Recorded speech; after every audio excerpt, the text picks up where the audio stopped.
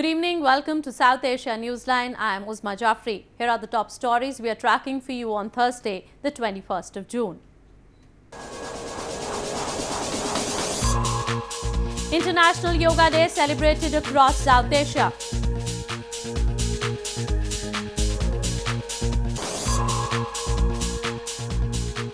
Pakistan has failed to take decisive action against Taliban, says top US official.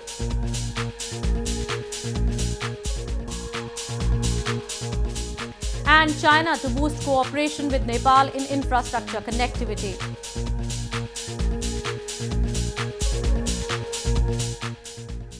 And now for all the details.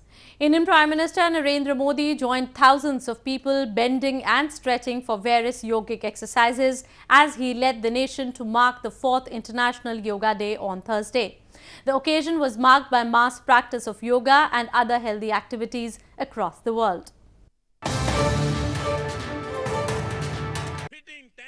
Indian Prime Minister Narendra Modi joined thousands of people in bending and stretching for various yoga asanas or exercises to mark the 4th International Yoga Day on Thursday.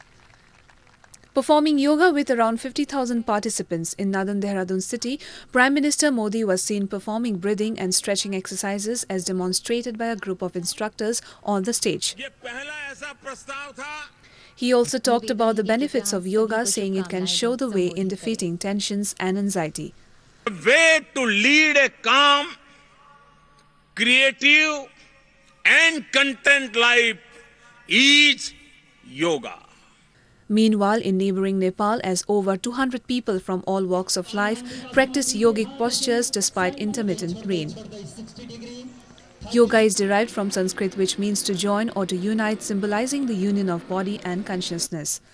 Similar scenes were witnessed in Bangladesh, where hundreds of people gathered to perform yoga at Bagabandhu National Stadium in capital Dhaka city.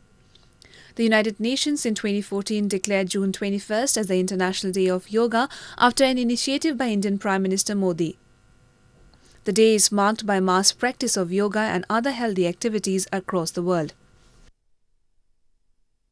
Flash floods triggered by heavy monsoon rains have affected more than 300,000 people in India's northeastern Assam province. Around 10 disaster management teams have been put into service to carry out the relief operations.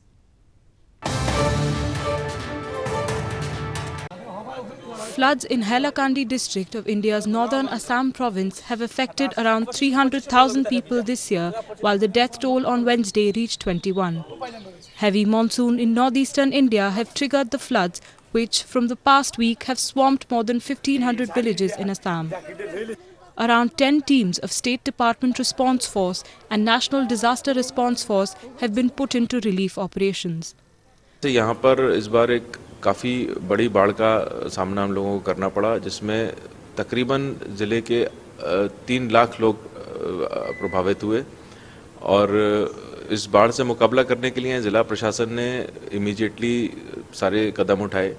हम लोगों ने rescue teams यहाँ पर immediately लगा दी। State disaster response force, NDRF, इनकी 10 relief teams life boats के साथ सर्विस में लगा दी गई, जिससे काफ़ी लोगों को हमने रेस्क्यू करवाया। The Brahmaputra River through Himalayas, India and Bangladesh has burst its bank, causing the damage. Every year, India's northeast region faces a flood threat during heavy monsoon. Indian Foreign Minister Sushma Swaraj met President of the European Commission Jean-Claude Juncker in Belgium's capital Brussels on Wednesday. The two leaders exchanged views on progress made on the understandings reached during the last India-EU summit in 2017. Swaraj, on the last leg of her 4-nation tour, also called on the President of the European Parliament, Antonio Tajani. The meeting between two of the world's largest democracies aimed at enhancing cooperation across different sectors, including parliamentary exchanges. EU is India's largest regional trading partner, with bilateral trade in goods standing at $88 billion in 2016. It is also the largest destination for Indian exports and a key source of investment and cutting-edge technologies. The United States has not seen Pakistan taking sustained and decisive actions required to bring the Taliban to the negotiating table. a top Trump administration official said on Wednesday. Relations between the US and Pakistan have frayed since Washington earlier this year targeted Islamabad for failing to fight against militancy on its territory.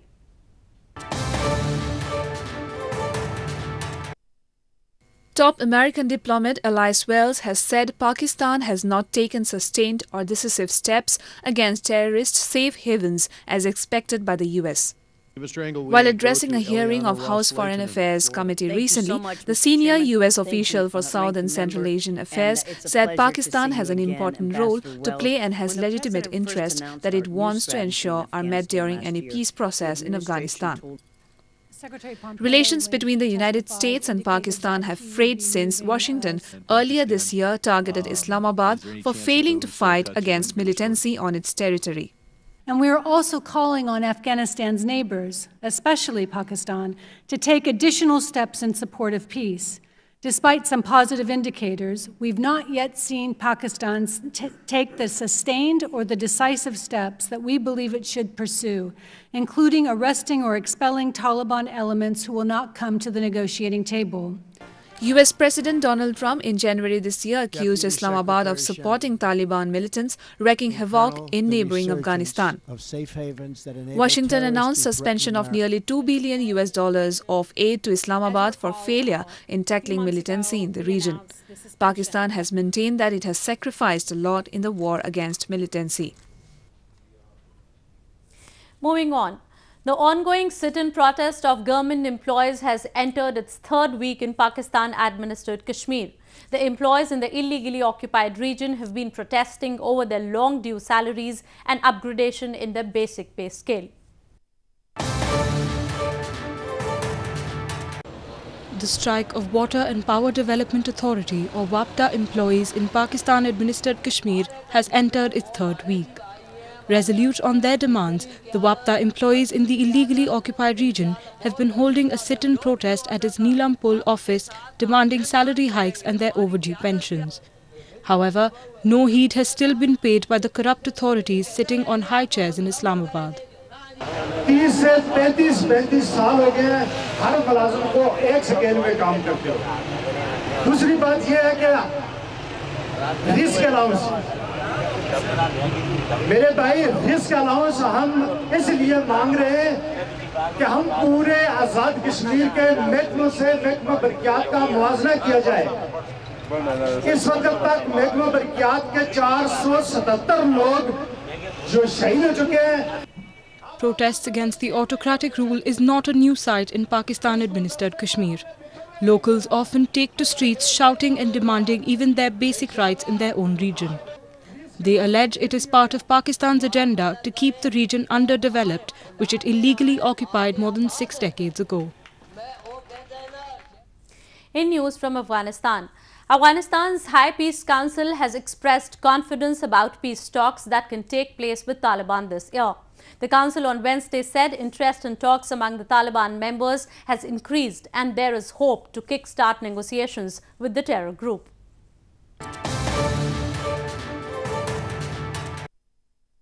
The High Peace Council of Afghanistan on Wednesday said it is confident that big changes could happen regarding peace talks in the country. The council's officials said interest in talks among the terror group Taliban at different levels has increased and that the institution hopes to kickstart negotiations with the group this year.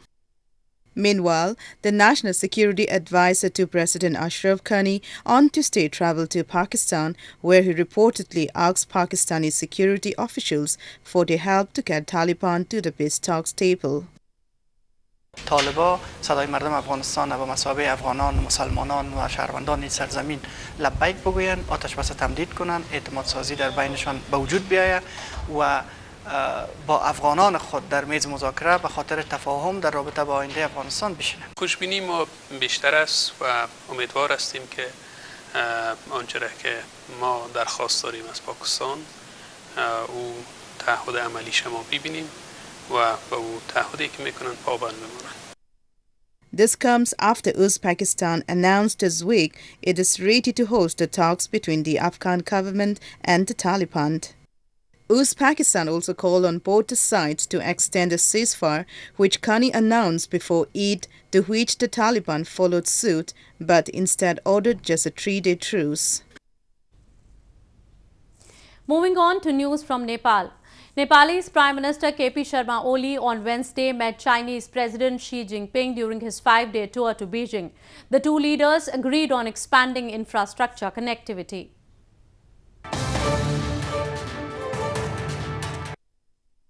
Chinese President Xi Jinping on Wednesday said China stands ready to strengthen cooperation with Nepal in infrastructure connectivity, post-disaster reconstruction and trade and investment.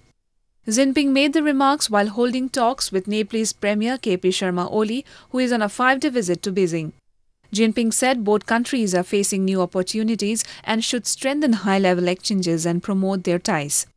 Oli responded that his country is willing to expand cooperation with China. Oli, who was sworn in as the 41st Prime Minister of Nepal early this year, was expected to boost his nation's ties with neighbouring India and China from the day he joined the office. He earlier also visited India in April to boost ties with New Delhi after he assumed the office of Prime Minister in February. To beat the heat for two-wheeler riders, a technological firm based in India's IT hub Bengaluru city has designed air coolers for helmets that provide dust-free air and keeps them cool. A technological firm in India's southern Bengaluru city has designed air conditioners for helmets to help commuters riding two-wheelers beat the scorching heat. The wearable helmet cooler called PluSnap has been launched by Plu Armor for full-face helmets, which can be easily attached by a belt and can be operated with a button. With a 60 milliliter water reservoir, electric fan, non-removable batteries, the detachable cooler comes with a filter element. It provides dust-free air to the rider through moist filters towards the two nozzles inside the helmet. I thought, okay, rather than try to introduce a new product to the world, can we build something that attaches to a product that people already use? And if you've ever driven a motorcycle and wear a helmet, you know how hot it is inside. It's like a furnace inside. In fact, to somebody who rides a motorcycle, I don't even need to sell the concept of cooling, right? So this is basically an air cooler that we are using for the helmet. It gives you cleaner air, cooler air. As you can see, the bright light is out there. It's very hard to ride in this condition. This cooler helps you ride with ease, and dust-free air is coming inside. It's very cool, so it gives you a very comfortable feeling, like you get in a car AC. Basically, it's like an AC for your helmet. The helmet coolers currently cost nearly $29 and have been specifically designed to fight the temperature during commute in summers. A historic waterfall in India's northern Jammu and Kashmir is attracting scores of tourists, providing them both scenic beauty and relief from scorching heat.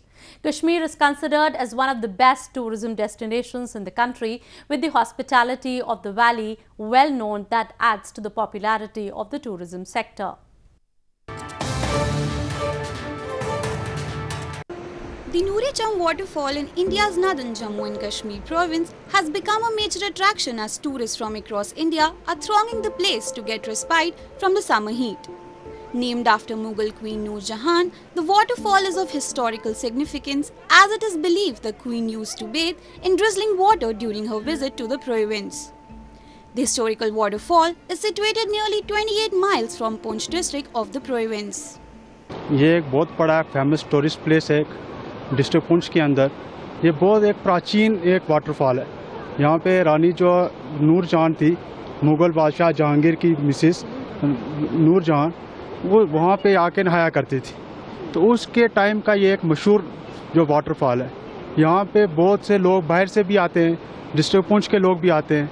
तो यहाँ पे आज हम भी आए इसका लुत्फ़ लेने के लिए. Tourism is the mainstay of the economy of Kashmir. With its pristine beauty, it has always attracted hordes of visitors from India as well as across the globe. Well, that's all we have for you from South Asia this evening. Now our viewers can watch the show on southasianewsline.com. You can also visit us on facebook.com/SAsiaNewsline and follow us on Twitter @SAsiaNewsline. That's all in tonight's edition. We will see you same time tomorrow. Good night.